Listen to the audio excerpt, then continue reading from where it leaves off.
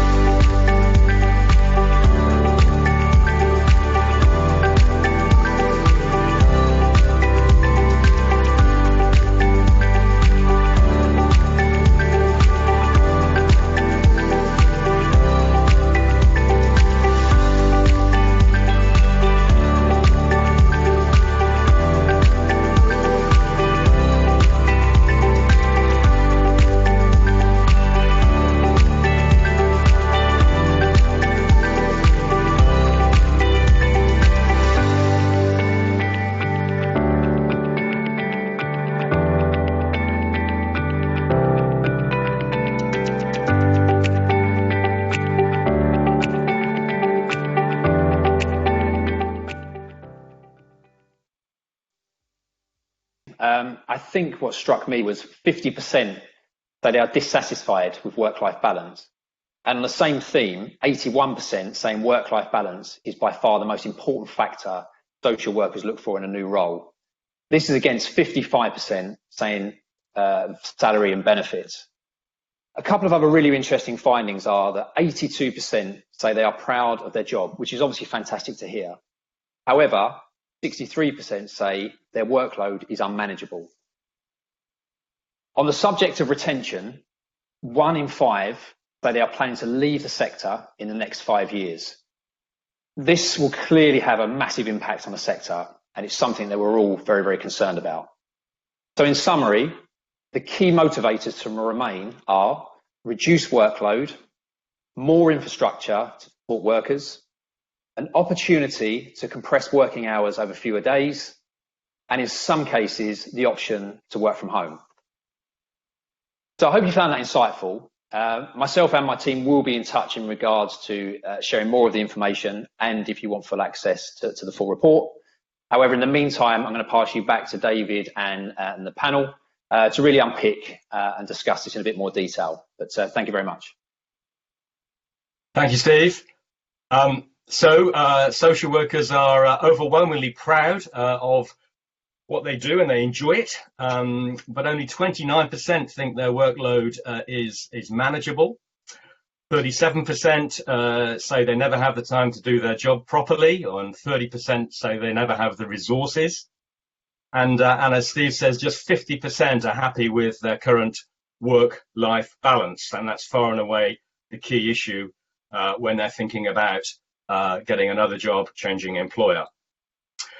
So with me and Jenny to discuss all this are Diane Galpin, who's an independent academic, an associate member of the Research Centre for Seldom Heard Voices at Bournemouth University, and a Society Guardian contributor on social work issues. Diane has written extensively on stress, burnout, and resilience. Wayne Reid is here. He's the professional officer for England with BASWA, the British Association of Social Workers. And Colin Conway, Chief Executive of Social Work England, the new regulatory agency for the profession in England, which partnered with Guardian Jobs in the survey, and about which we asked some specific questions on recognition and understanding of their role. So if I may come to Wayne first. Wayne, do these findings broadly reflect what BASWA hears from its members? Hello, David. Yeah, very much so. BASWA actually conducted our own survey between March and June of this year, and many of the findings were very similar to what have just been described in the video and in the report that's been circulated. And yeah, for me, it's a long-standing issue, which I don't think any of these issues or these outcomes surprise anybody, really. I imagine for the last 10 years, a lot of these statistics have been very similar. Well, that's a nice cue for Diane, because Diane has tweeted the other day in advance of this event. Hi, Diane. And she tweeted, 5 years on and we're still having the same conversation, re-caseloads and burnout. Time to stop talking, time to demand action. Diane. Yes, I mean, we keep going around in a circle, really, and when are things actually going to change? And I think that's what practitioners are asking me. We know that practitioners are doing an excellent job under very, very difficult circumstances, but quite clearly they're not feeling appreciated for that. And I think when we talk about language that we use in terms of lack of resources, high caseloads, etc., what we're not thinking about is actually what does that mean for that individual practitioner? That might mean sleepless nights, anxiety, depression, not being emotionally available to their own family, let alone the families that they're working with. You know, the language we use minimises sometimes, because then we keep repeating the same thing. But if we were to maybe rephrase this and actually think about these are the lives of actual people, their mental, their physical health, and then the service users that they are seeking to try and support. We need to move on from this. We cannot keep going on in 5 years' time for all of us to be sat here having the same conversation.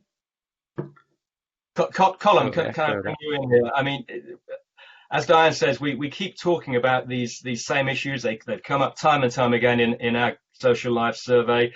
We had the Monroe Review back in 2011 on the children's side, which sought to address some of the issues of red tape, paperwork, and ways of working, but we still seem to be plagued by these same issues. Yes, thanks, David, and thanks for the opportunity to be part of the survey and part of the panel today. I think we can all agree that these remain difficult issues for social workers to address, and they are perennial, and we do need to make steps to try and address them. And I think at Social Work England we can make a contribution along with others. I think one of the interesting things that Jenny reflected on was the multidisciplinary working and better collaborative work that has taken place through the last 6 months. And I think that will be true at a number of levels. Certainly our experience has been a much broader collaboration across the profession and the many people who are involved in the profession to try and respond to what was in front of people. So I think that's a really important step forward. So if COVID-19 is going to be a catalyst for change, then I think that could be one of the opportunities that we should now grasp, is to be able to work in a much more collaborative way in order to address some of these issues, because they are very difficult issues. I mean, if they were easy to solve, we'd have solved them by now. So they are very difficult things to grasp, and they are multifaceted. No one solution will help us address the work-life balance issues, the caseload, the stress that social workers are under in what is, by its very nature, a very difficult and demanding job. Therefore, I think it will take a lot of kind of combined collaborative work to bring those changes forward. And I think there's a great opportunity for us to do that now. And it would be terrible, shame, if we wasted this opportunity to really get underneath the skin of some of these issues and attempt to solve them in the way that they could possibly be, because this has presented a very difficult time for the last 6 months, but presents an opportunity we should all try to take. Jenny, do you see the effects of among your colleagues of stress and burnout? Do you see that in their behaviour and their demeanour? Yeah, absolutely. I think there's not one amongst us in the profession that would say they don't know someone or have not themselves, experienced that, or seen people end up having to take time off. I myself have had to take time off with stress and work-induced depression. And I do credit that to workloads and sort of pressures. I've seen it in teams. I've seen people talk about, I'm talking to parents about, being there for their children and thinking, oh, when did I last go home to pick up my own child? And, it certainly is rife amongst us. And yet everyone wants to be in this profession. We are here because we believe in the work we're doing. And I think by our nature, many of us have that sort of saviour complex. We want to get in, we want to help people. And so we will, put others first. And that narrative around, putting our own things on the back burner has really got to change. We can only help people when we're ourselves healthy. Yeah. Diane, you want to come in? Yeah, so and I think it's quite interesting because we're still just talking about the individual social workers and we're not looking at the structural issues. And we're looking at it in a silo again. And this is part of the problem, in that we're not looking at the much bigger picture. In terms of social workers, the people that they're working with, issues around housing, poverty, inequality, drug and alcohol, mental health services, the prison service, etc., etc. These are structural issues that need addressing. We need to get to the root cause of this instead of constantly looking at social workers. How many times are they going to tell us this before someone with positional power, government, maybe the chief social worker, starts speaking up for social work and saying we need to stop looking at this, putting social workers in a silo, and look at these bigger issues? as a practitioner, and I'm sure you know more than me now, Jenny, is more of a recent practitioner, things like security in housing, poverty, inequality, these are major issues. And I'd say they account for, oh, I'm so sorry, I'd say they account for huge percentages of our caseload that are, where we're looking at, there's not enough social workers, the case numbers are rising, social worker numbers are decreasing. Actually, as you say, other areas of drugs and alcohol, mental health, if they were well funded, well supported, adequate support there, we wouldn't necessarily be seeing cases come in on a children's level, possibly at adults level, and that would support the social work profession as well. Yeah. Exactly. And no matter how hard you work, how hard Jenny and hundreds of thousands of social workers at their work, they cannot address these issues on their own. Okay, Diane. Wayne, may I bring you in here? Do you agree with Diane's point that we're never going to fix the micro, the impact on the individual practitioner, until we address the macro, the big macro issues? Yeah, I do. I fully do. I mean, that's why I've been quiet here, really, thinking Diane has really taken all the points there that I wanted to make. I completely agree. As Colin was saying, it is a perennial issue. But as I was also saying before that, this is something that has been happening now for over a decade. Since austerity has been kind of the huge burden that we know it has been within social care and healthcare, no doubt. But speaking specifically about social care and social work, there's been lots and lots of money taken out of the system. And I think, systems, organisations, service delivery can only really function so well when so much money is being taken out of it. And we're getting to the point now, because the situation is exacerbated by COVID-19 and the pandemic, where we're really starting to see now just how much everything that we rely on as practitioners, as social workers, as service users, everybody who's a stakeholder within that system, we're beginning to see now the real effects of all these years of austerity. I think part of the solution, not the whole part of the solution, really is about financial investment. That's, amongst many other things, that is one of the significant factors that is needed.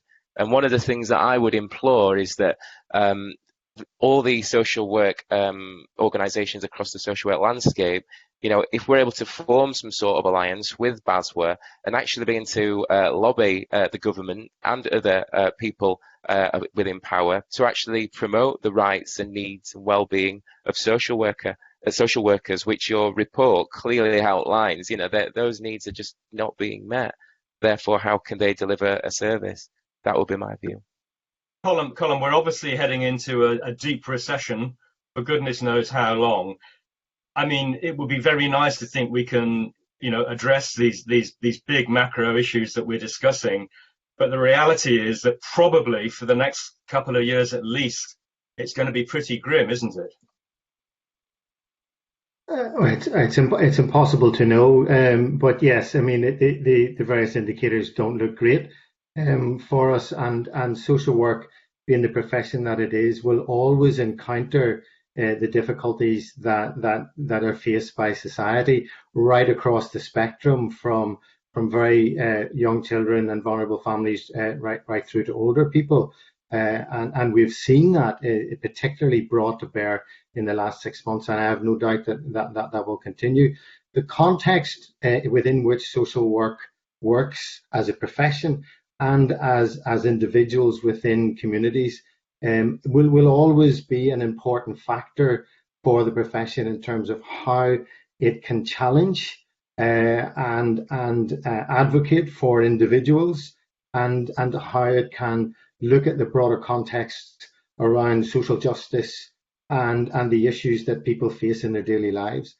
I think that's really important, but I also think it's really important that we then work together to ensure that social workers individually and collectively are supported to be able to address what's in front of them, because we may not be able to change those big infrastructure issues that they encounter. So how social workers then are able to respond themselves as individuals, and what they have in terms of their knowledge, skills, and ability to be able to respond will be really important and actually vital for the people that they will encounter, do encounter every day now, but will encounter over those years, so over the next years. So I think it's really important. And like we've a really good history, David, and all of us, I think, can look at the contribution that social work has made over the years and through austerity and through what we've faced over the last number of years and indeed recently.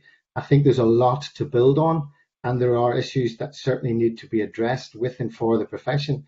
But I do think we've a lot to build on. And indeed, I think this research gives us clues to good things that we can build on as well, and the pride that we have. It's important to note that the number of social workers on the register is increasing year on year, and the interest that people have in coming into social work is sustained, and people do want to come into social work and see it as a profession that they can be proud of and want to make a career of.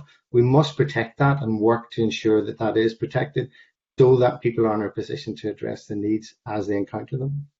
Thank you. Wayne, you want to make a point?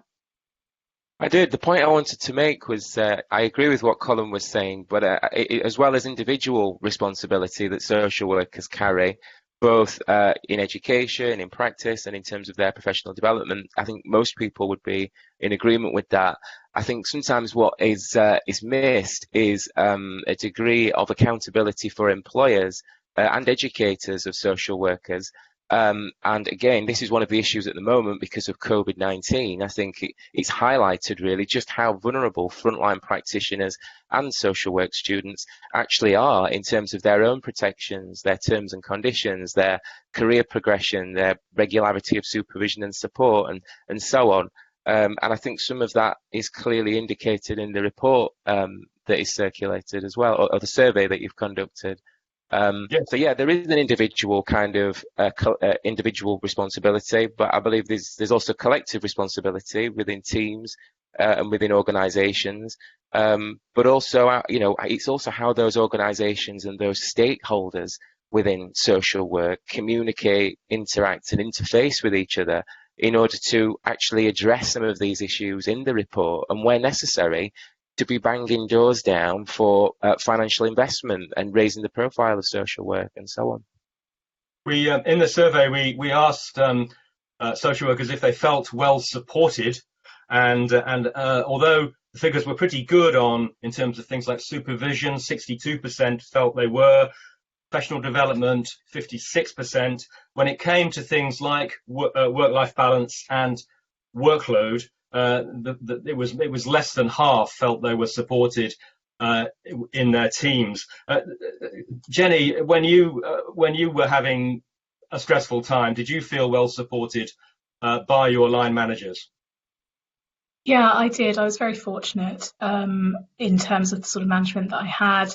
It was during my ASYE year, and there was a good, robust sort of system around me and my caseload to sort of, really sort of address the issues that were causing, the issues for me. So reallocation of cases that maybe hadn't been perfectly allocated to a newly qualified worker, and looking at extra support, looking at that time off, occupational health. And certainly since then, I've had really positive supervision experiences that have supported me back in. That said, I know that's not the experience of lots of other people who go through similar situations to me. I was fortunate; it's my single piece of experience, and I think others who've experienced a similar sort of challenge in their job and had to take time off have reported feeling like actually they were made to feel to blame. They were made to feel, you're not resilient enough, you've not worked hard enough on your resilience. And in fact, that's a really damaging message. And I think it gets perpetuated. I think that it's a very easy way for local authorities and other employers to say that they've addressed the issue. Well, we've thrown some resilience training at our social workers, we've sent them to yoga, we've encouraged mindfulness, but actually, it's helping some people, but is it really addressing the bigger systemic problems that are causing these issues? Diane, I expect you want to talk about resilience. Well. Again, it's about, as Jenny's sort of saying exactly, and what we found in resilience is about focusing on the individual all the time. And it's, if they are blamed for their lack of resilience, when quite clearly, time and time again, now over a decade, we've been told by workers that actually it's high workloads and no resources.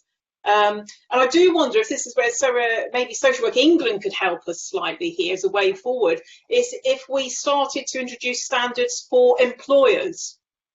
that they would introduce systems within the workplace to support social workers to meet their standards. So things like CPD, supervision, etc. Put that on a footing where actually that is a standard, a requirement from Social Work England for employers. Actually, one of the questions we had in advance was exactly on this point. It was from Ruth Mostert, and she said, can we find ways of holding employers and indeed government to account for unmanageable workloads? Colm, is that something we might even think about? Well, I mean, the context of where people work is absolutely crucial. Of course it is. And professionals as individuals and a group cannot thrive unless that context is the right sort of context. And so the role of the employer is absolutely crucial. Now, right now, as an organization, we don't have a role or a remit to directly engage with employers with a kind of the ability to insist that they respond in certain ways. But I do think it is an important area to explore and find ways in which we can do that. And we will certainly have already started and be willing to work with employers to be able to do that. So one of the ways that we've started that is through our regional engagement team. So we have a number of people across the regions who are working on the ground, and one of their key tasks is actually to engage directly with employers. Now, that's not at this point with anything that they can force them to do, but it's to develop a relationship and help them understand and work with the people on the ground, with everyone else, to ensure that the circumstances that are there. And so we can continue to do that. But I absolutely agree with the point that the context is absolutely important, and where people are working is absolutely important. And we need to find ways to ensure that people's environments are the right environments for them to thrive. I just wanted to make one other point just on the issue of resilience. I do think sometimes I wonder if we could find a different word or stop using the word resilience in some context, because I agree totally with that. When we use resilience, quite often it is individualized, and it is about how the person is responding to these terrible circumstances around them, and not about the individual and how they're engaging with their circumstances. So I think we should work on thinking about how we use that term resilience and have a different sort of context for it, or maybe just ban it altogether and come up with different words. Well, if anybody has any thoughts on better terms to use, just stick it on in the chat box, and we'll pick it up in our discussion. May I turn now to the experience of the last 6 months, and clearly, as Jenny was explaining, it's impacted very heavily on the children's side, but also on adult social work. One of our questions in advance was from Therese Holcraft, who said 80% of my work is usually visiting people in care homes. Some councils have been allowing that to continue, but others not. And is there any prospect, do you think, of returning to that safely in the immediate future? And Sharon Gachette said, is there ever going to be a return to the way we were working before, an office-based operation? I wonder if the panel think things have changed for good now. Diane, what do you think? Well, I certainly hope not. I mean, social work, I suppose the clue in what you do in social work is the social bit, really, in that it is about contact and relationships. And whilst this is good at the moment, and it can work, we can maybe move this on a little bit more into practice in terms of it's a good way of saving practitioners resources and energies. But I don't think it should ever replace that face-to-face contact and the importance of relationships. And also, it doesn't suit everyone. I think for those people, older people and social workers with older people, there's particular challenges with that, learning disabilities, mental health, all sorts. There's every service user group are going to have different needs. And I would not advocate for this to kind of become the norm, that you are not visiting service users in their own homes. I know from practice, and Jenny will know even more so, what you pick up from walking into someone's home is amazing. You can learn a lot just by sitting and observing what's going on around you with no language at all, actually. So those sorts of things will be missed. So I think it's really, really important. I think going to the care home sector as well, I think for social workers who have been working with older people, one of the things I've thought about through COVID is of those 20,000 deaths, there will be social workers who are involved in placements of those people. And I think about what that must feel like. And when we talk about lack of resources, high caseloads, there will be workers who will be now living with the aftermath of that, apart from the families, etc., that they have had a hand in placing those people in those homes. And I think that's, I think COVID's exposed a lot of the things that we already know, but very overtly, it is very much in our face now in terms of different people's experiences. And the links to, I go back again to the wider structural issues around poverty, ageism, racism, whatever.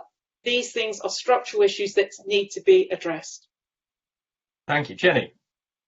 I think in relation to the question about sort of returning to or not returning to, being based out of an office, going out into the community, I think as well as obviously, as Diane was saying, the loss of the relational part of our work and social part, there's also something about the support of our colleagues. I think lots of people remain in their jobs because of their teams, because of the support of their colleagues. And one of the things that across the board people are reporting missing is that feeling of, I've come in from a hard visit, I get back to my desk, I can get a cup of tea, and my colleague sitting next to me will say, oh, that looked like it was a tough visit. That peer support that is outside of supervision, that is a huge part of our reflective space for our work, but also of our emotional support, and not returning to that, not having that space to make use of that, I think would be a huge loss for a lot of social workers, regardless of the field of social work they're working in. Have you been able to replace that sense of community in any way while working under these emergency arrangements? I don't think there's ever a full replacement for seeing people face to face. I'm really privileged to be part of a very sort of well-bonded team, and we are, we've had regular meetings much like this. We've had a virtual away day where we've sort of done our team professional development together in this format, and we've been really well encouraged by the local authority to take breaks out that, give your colleague a call on MS Teams, pick up the phone. It's not shirking away from your emails. You'd get up and go and get some water or make some tea in the office, so give someone a call and have a chat at home as well. So it's replaced to an extent, but I don't think it's ever been really the same. Wayne, do you think things will ever be the same again? No, I don't. I think that already we know that as of Monday they were going to be tied to restrictions. There are already concerns about a second wave and so on, and those will have implications for all areas of social work, sort of personally and professionally for everybody.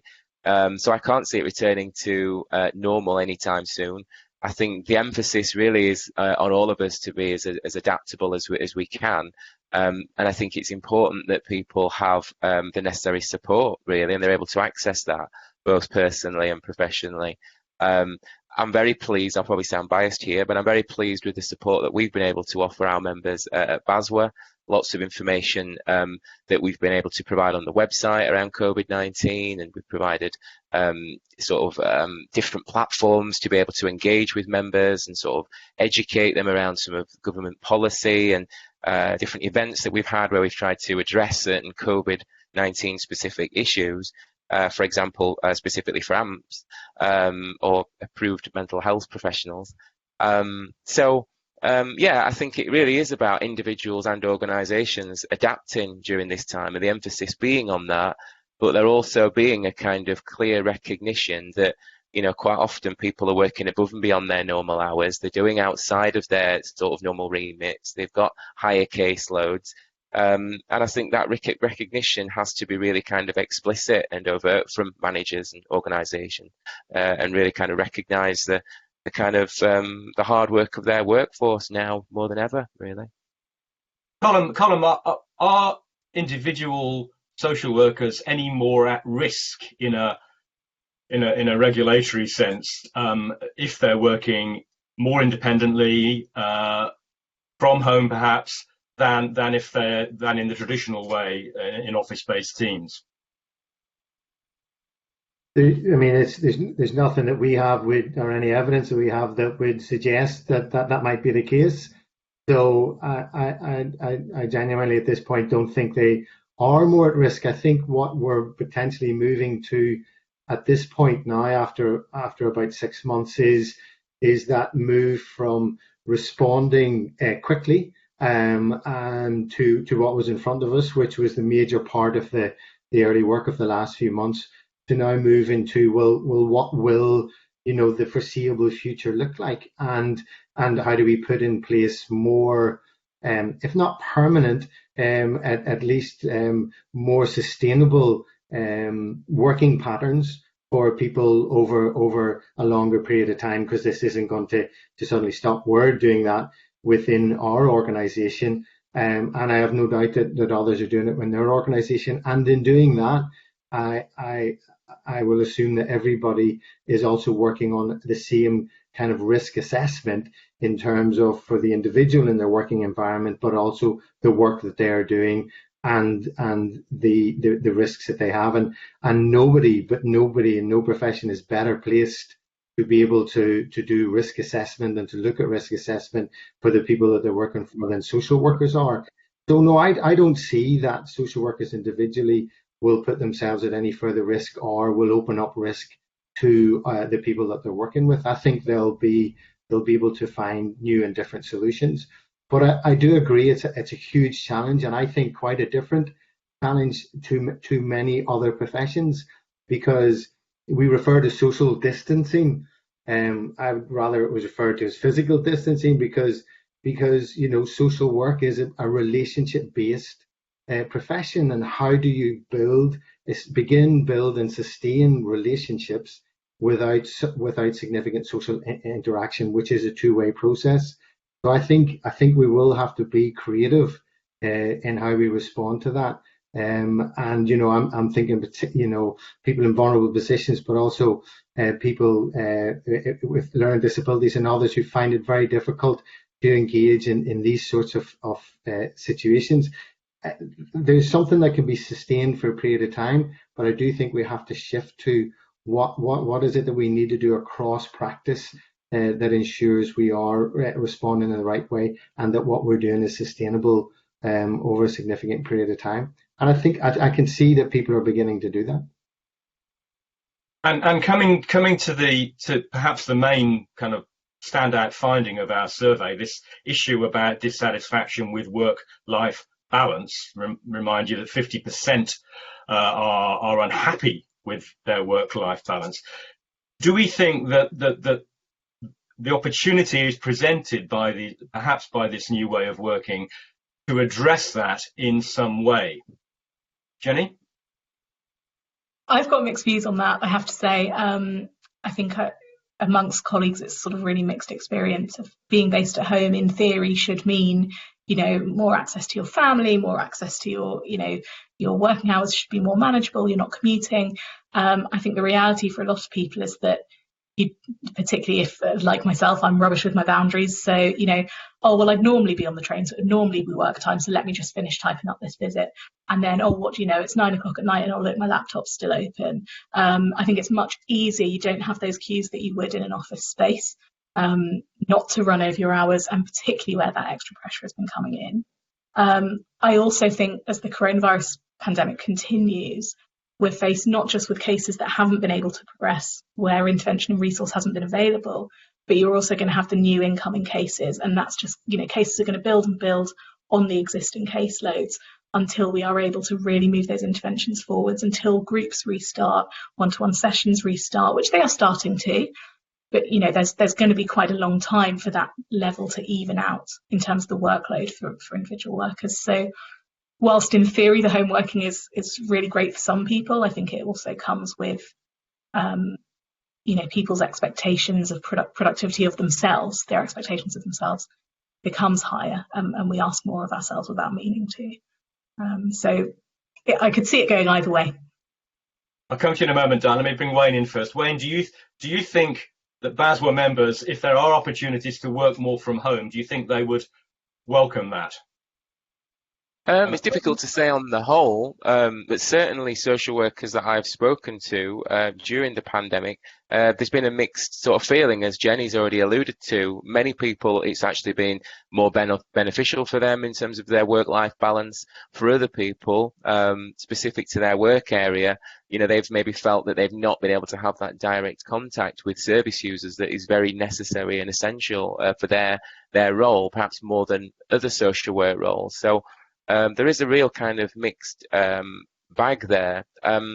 I think sort of overall, in terms of flexible working, I think that's something that most social workers would appreciate. The home working dimension of it, I think, needs to be looked at maybe sort of case by case or, individual by individual. But certainly increased flexibility, I think, can only be a good thing for social workers, really. There's enough constraints. Diane. Yeah, I think as Wayne and Jenny say, flexibility is one thing, but it is kind of a two-edged sword, because social work is an emotionally demanding job, because you are working with complex lives and you're working with other people. And when I was a practitioner, working from home was okay, so you saved on the travelling and parking the car, things like that, the sort of what's seen as minor things, but that emotional labour then is in your home. You are bringing home with you people's lives. So you are sharing your home with those people that you work with. And that's not anything about those people that you work with, but it is emotional labour and it is in your home. And I do know that I valued that space, that my space at home was my space at home, and that work was not intruding on it. It's for some people it's fine, but for others, no, it is literally having, those problems at home with you, and the reason you go home is to get away from that. And that's about, there is a real danger of intrusion, isn't there? Well-being. That's just about keeping yourself safe, keeping yourself healthy mentally. That's a really interesting image, Colm, and a really strong case for saying you need to have somewhere where your workload is, and you need to have a safe space at home without those issues. Yes, and we've been getting a similar sort of feedback on that, in that a lot of social work takes place within a contested space, has risks, and that those difficult conversations, difficult environments that social work find themselves in at times are brought home and brought into people's own living rooms, and sometimes their own bedrooms, and certainly within the context sometimes of their own families. I would imagine that the people who responded to the survey and we're talking about more flexible work and compressed hours probably didn't have this in mind, that they would be doing what we've been doing over the last 6 months. I don't imagine anybody envisaged that in February and March time. So I think they probably had in their head, can we go home and do the paperwork at home and, be a bit more flexible in that context, as opposed to, I can imagine some, very challenging experiences that you need to address on your own at home in the context of your own family. It has bound to be a huge challenge. And it goes back to your original question about being able to understand that, assess that properly and respond. So I think people would like the flexibility in the context of choice. And I think that's what we need to work towards and build towards. And that's what I meant about trying to do this in a sustainable way, so that at the minute, lots of people aren't choosing to work like this. It's the circumstances within which they find themselves. So I think the challenge for us going forward as a profession and as the employers and as teams and others is to build a more sustainable approach to a flexible working environment. But I do take the point that lots of we couldn't possibly do this. We've always worked like this. It'll never happen that way. Has kind of gone as a result of the last 6 months. So let's not bring back the stuff that we don't want, and let's take this opportunity to challenge and ask questions about, well, why not do it this way? Why not work in this way? Why not? Because it helps us address some of the other bigger issues like well-being and our ability to respond in different ways to the people who respond to it. I mean, one of the, some areas of feedback has been, and Jenny mentioned it earlier, actually some families and others have responded really well to being able to engage with people in this way, and have found being able to attend meetings and do things and the whole kind of service more accessible to them because they could do it online. So there are very positive things that we need to take away.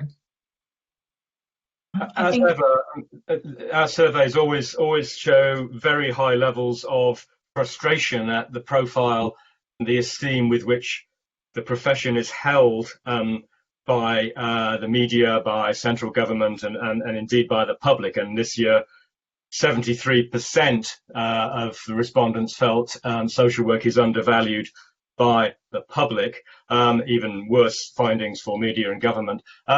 But some of the questions that we've had in advance felt that the experience of COVID has been to aggravate that, and that social work's had a very low profile through the crisis, and indeed has been in the shadow of health.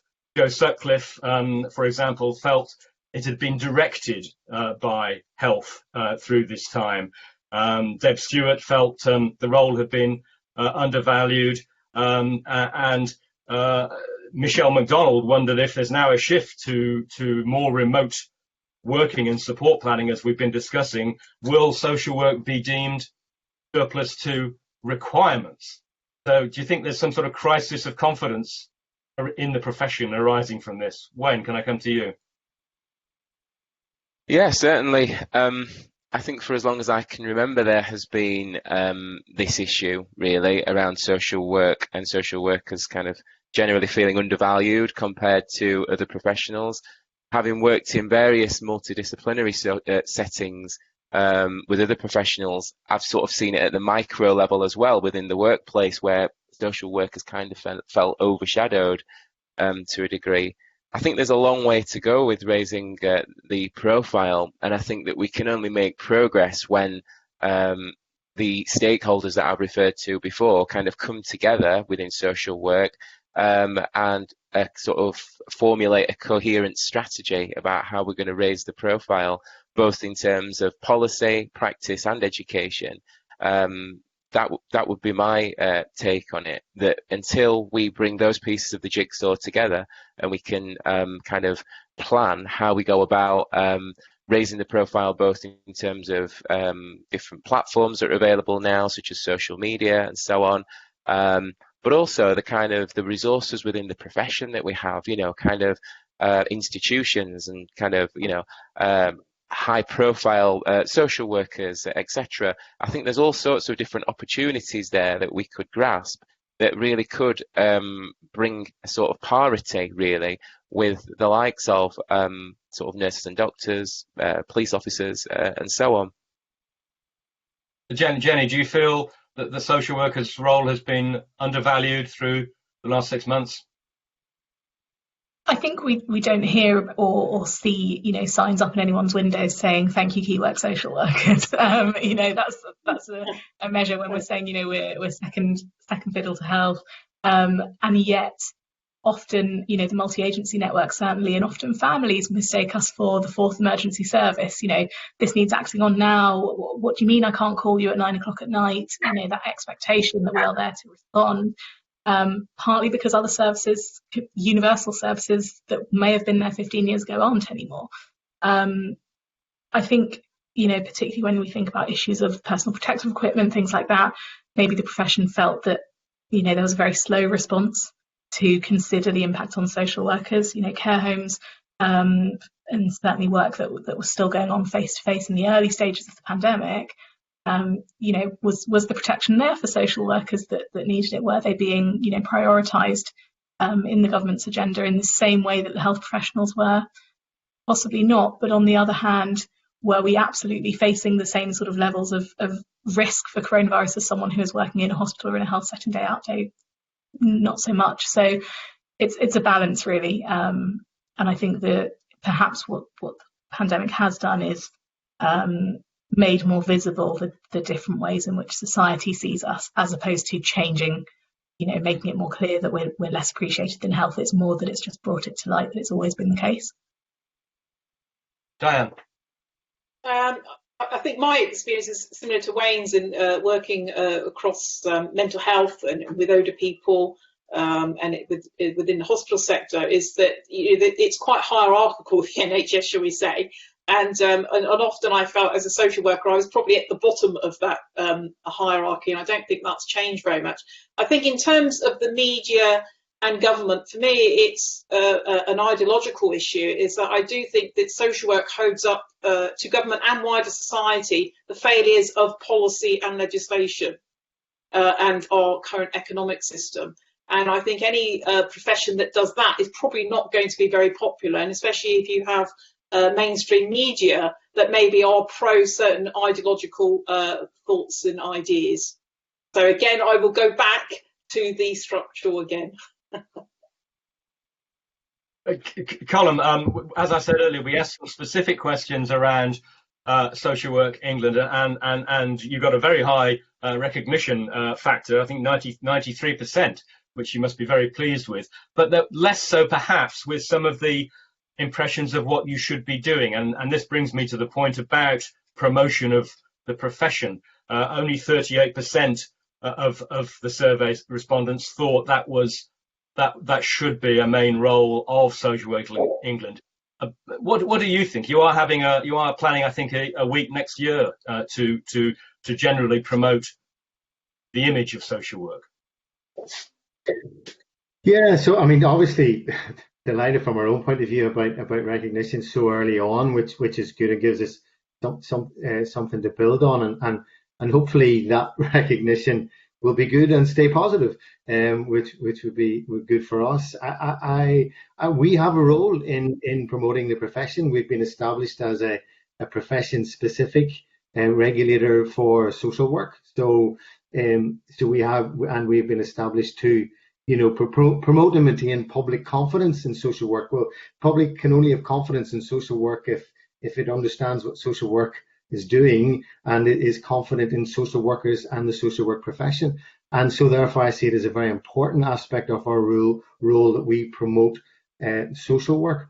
But I think that's, it's something that we can do collectively. I do agree with Wayne that there's no one organisation, certainly not us, or no one solution. That I think if we can work collaboratively on this, that would be the right time to do that. And now that we exist, that there is this national organisation that has contact with every single registered social worker in England, and contact with every single education and training provider, and contact with all employers and key stakeholders at different levels, that's a really good opportunity for us to do that. And I think that we will be looking to take that role on and helping along with others. So that's part of the event next March. What we had intended to do was to have an annual event when we were in consultation before we went live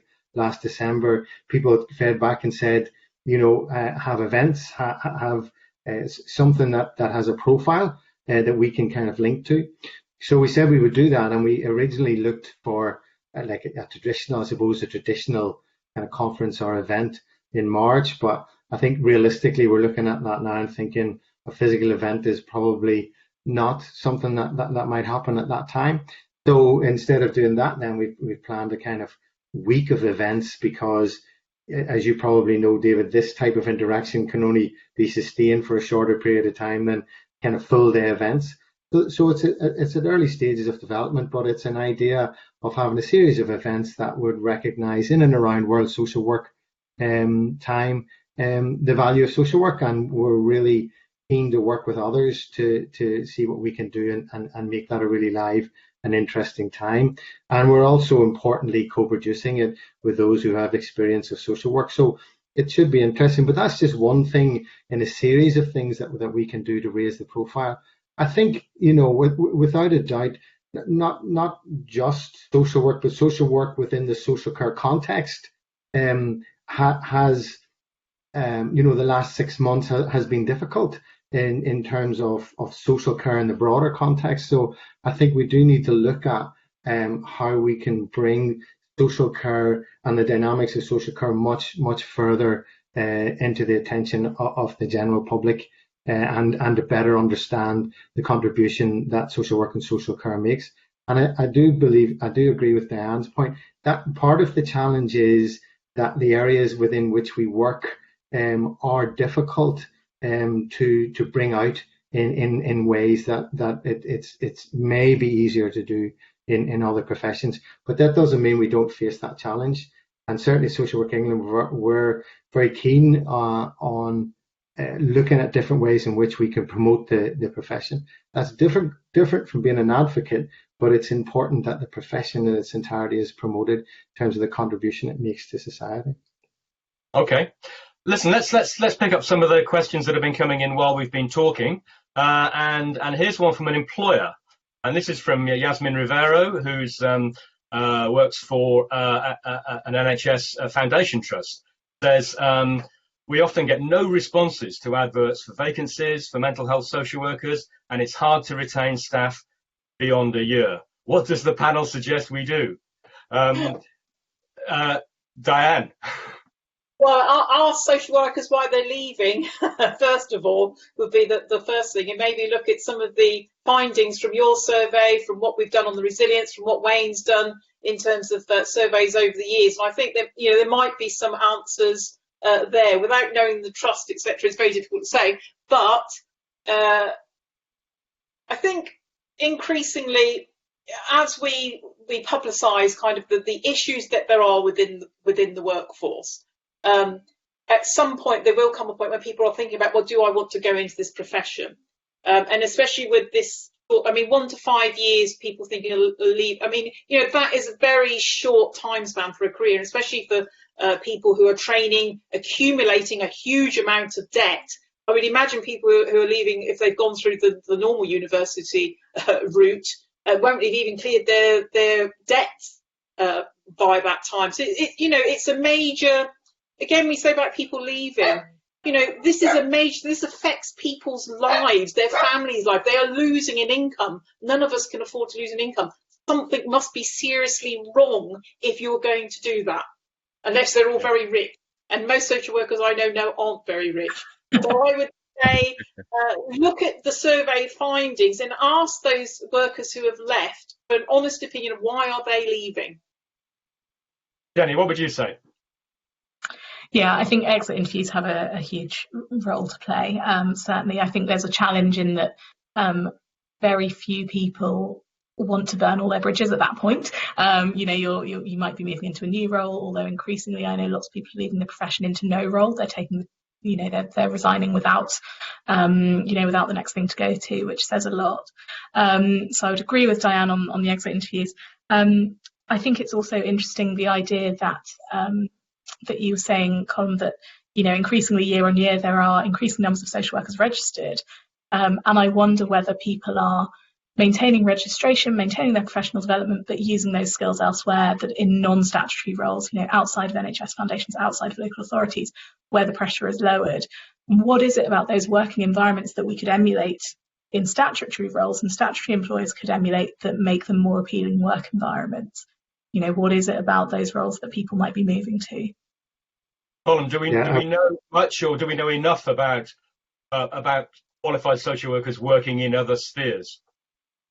Well, we don't know a huge amount. That's one of the difficulties, that not being able to have the data in a way that we would have wanted it, to be able to analyse it, to know that. But what I will say is you could roughly divide the register into three.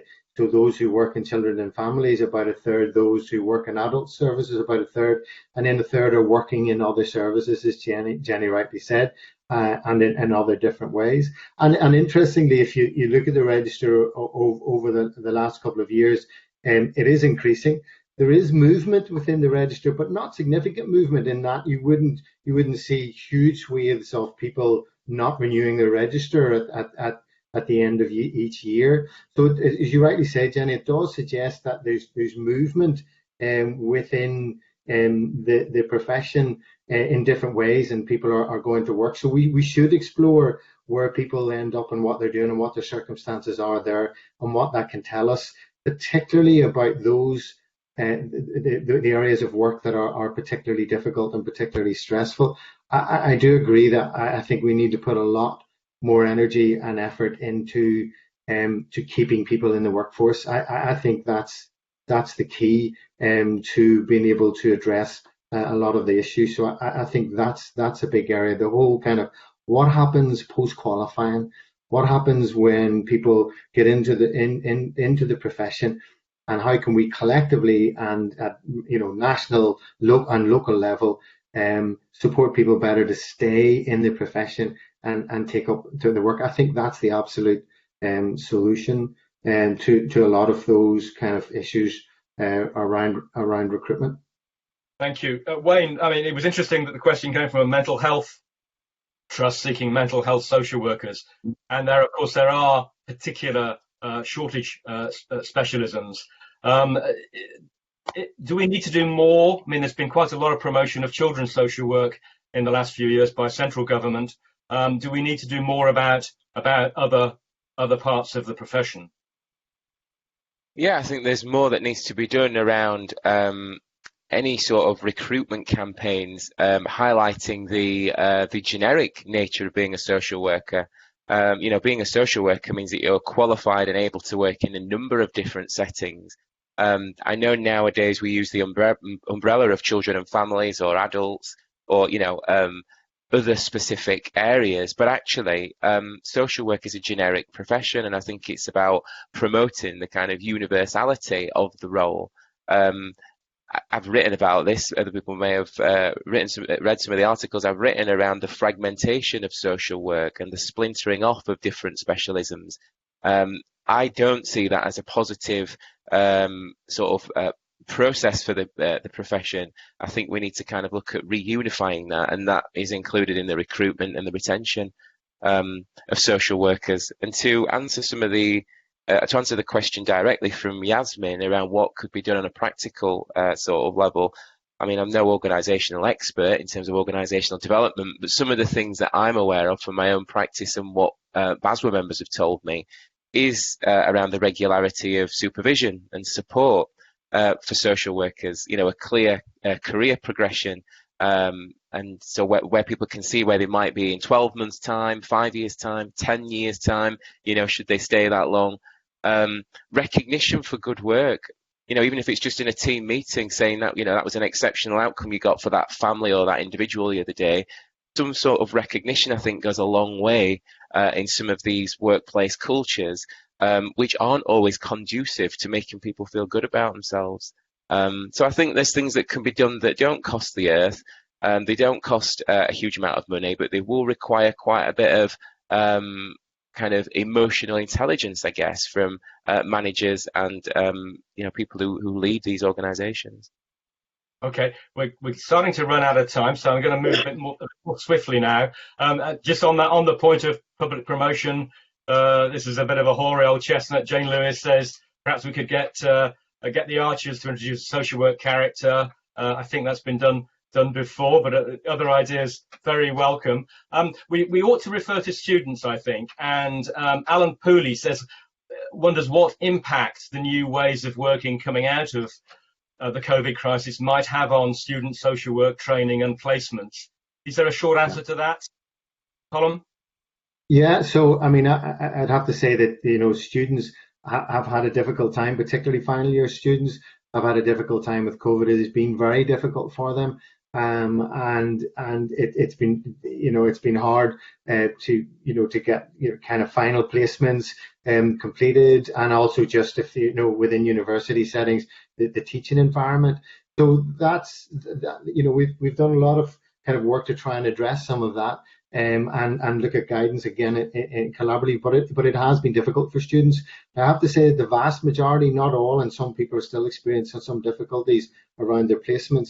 but the vast majority of students who were due to qualify this year and come onto the register are doing so. So that's a very positive thing for this cohort. That's not to say that some are having some particular experiences, but yes, absolutely, we need to plan forward. It will have an impact on students, on their placements, on being able to have direct contact with families. And if you're a student, there's nothing replaces direct, the ability to have direct contact with families. We wouldn't want cohorts to come out in another year or two not having had direct contact with families or other people that they would be working with in those circumstances. So we definitely do, through placements, need to work together to make sure that we can get those placements that are robust and sustainable for students. That is an issue, and it is something that is currently being worked on.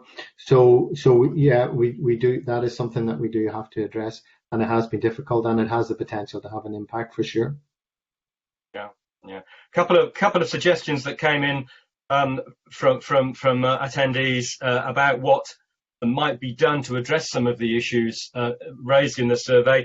Angela Strange said, bring back social work assistants to help share the workload, and Damien Maguire suggested that social care workers might be given the opportunity to take an OU degree in social work with a guaranteed job at the end of it. But let me conclude by asking you, the panel, if there was one thing that could be done in fairly short order to address some of the issues that have come out of this survey, what would you suggest? Let me start with Diane. For me, it would be that government values the public sector and funds practice and education. That's it. That's it. Colin? Well, I suppose we started this by saying that some of the issues, particularly around work-life balance and particularly around workloads and stress levels, have been something that we all have been involved in social work for many years and been discussing for some time. So I really do think that, as I said at the start, that we should look at COVID as for a catalyst for change, and to really take this opportunity now to explore ways in which work-life balance and caseloads could be explored in the working practices that we have learned over the last period of time. And I would also add the value piece, and I would also add the whole kind of post-qualifying support for social workers. There's stuff could be done there at a national, local level really quickly that would help people feel better supported. I asked you for one, you gave me three. Wayne? That's social work England for you, Wayne, what do you say? I've got two, if you don't mind. My first one is around social work organisations and stakeholders working closer with BASWA to campaign and lobby for extra financial resources and investment in social work. I don't think that will be the solution for everything, but I do believe that increased financial resources will improve things significantly on lots of different levels. So that's my first one, around that kind of alliance forming of that. And secondly, just a levelling up of funding in terms of parity with the NHS, because I do believe it's a two-tier system. And Jenny? Yeah, I'm actually going to thieve one of Colin's suggestions from earlier, which is banning the word resilience. I think if we're moving towards Diane's suggestion of putting the onus on government funding, then removing the sense of blame from individual workers for not being able to manage, when actually what they're experiencing is a really normal response to a really difficult situation. We need to get rid of that blame culture. So yeah, I'm stealing that suggestion from Colin. Okay, we have a consensus. We get rid of the R word. Look, we've covered a lot of territory. It's been a great conversation. Big thank you to our panelists, Jenny, Diane, Wayne, and Colin, and thanks to the hundreds of people who've joined us and stuck with us for the duration of the conversation. Thank you very much. As I said earlier, everyone who registered for the event will be getting an email with that summary of the Social Lives 2020 report. If you do want the complete report with all the facts and figures, we'll be including Steve's details in the email so you can request a copy. Finally, when we say goodbye, there'll be a very short survey on the screen. just please do, if you can, take a minute to complete that. It's really helpful in planning further events of this kind. So thank you again for joining us. Goodbye from our speakers, and goodbye from me. Goodbye. Thanks, Bye. David.